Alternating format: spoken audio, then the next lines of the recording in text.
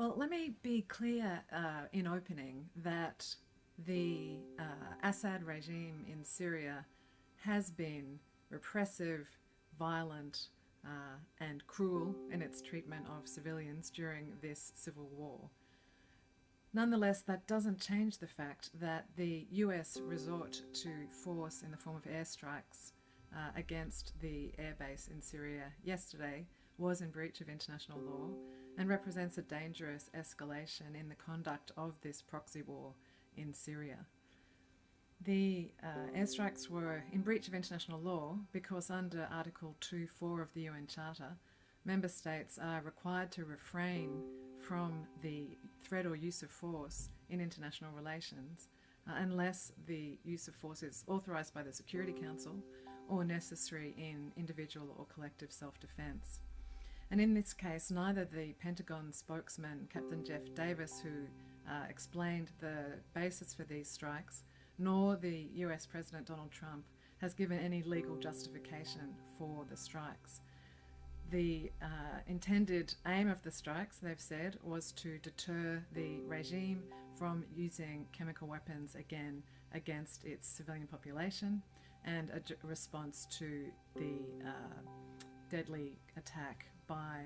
allegedly by the government on Tuesday against civilians. So there's no appeal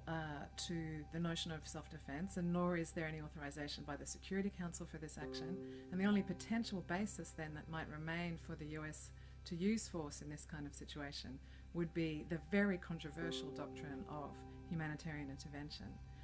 The US has never supported that doctrine, and it's not claiming to be acting on that basis in this case. So this means that the US is acting simply in disregard of international law,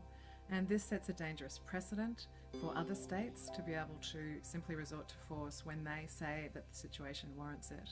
And it's particularly troubling in this situation in Syria because, as we know,